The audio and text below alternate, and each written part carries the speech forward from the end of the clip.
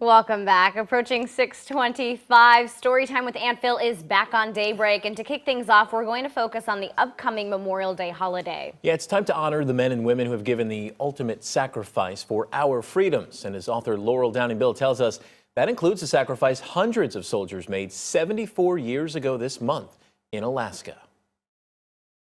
This monument at Merrill Field is inscribed with the names of airmen who died or suffered in captivity during World War II in defense of Alaska and the Aleutian chain. Yeah, it's a part of the war that often goes overlooked. And Laurel, a lot of Americans, some Alaskans don't realize that the enemy was entrenched on our soil. 1942, the Japanese bombed Dutch Harbor, then take over the islands of Attu and Kiska, and it would prove costly to get them back, right?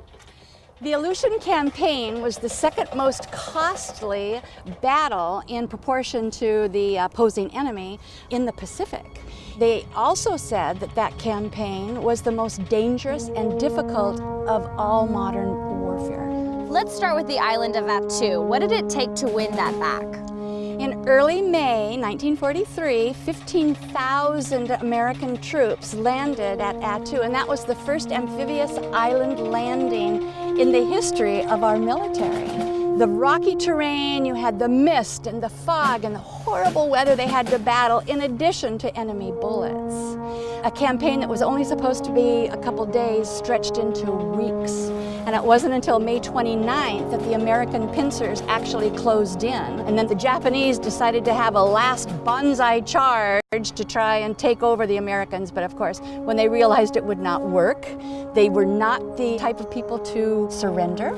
So they all pulled the pins of their grenades and held them to their chests, and 500 Japanese soldiers committed mass suicide. After the war was over, it tallied up, we had 549 American losses and 2,351 Japanese.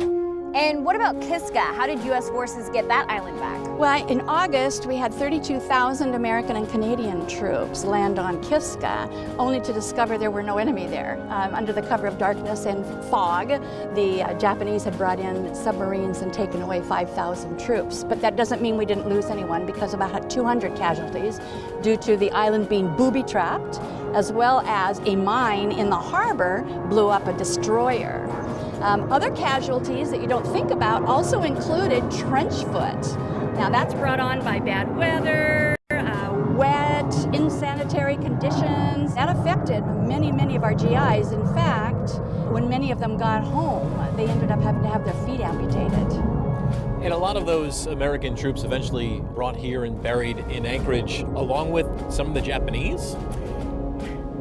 Old Fort Richardson became home to 235 Japanese soldiers, and they have a monument there that said, "Here lies unidentified Japanese soldiers." And then across the field, you have American buried.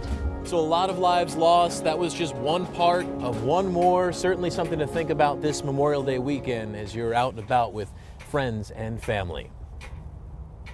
To learn more about Alaskans' involvement in the Aleutian chain during World War II, Laurel Bill will be at the downtown market every Saturday and Sunday starting this weekend throughout the summer. So glad to have her back. Me too. Our history lessons return.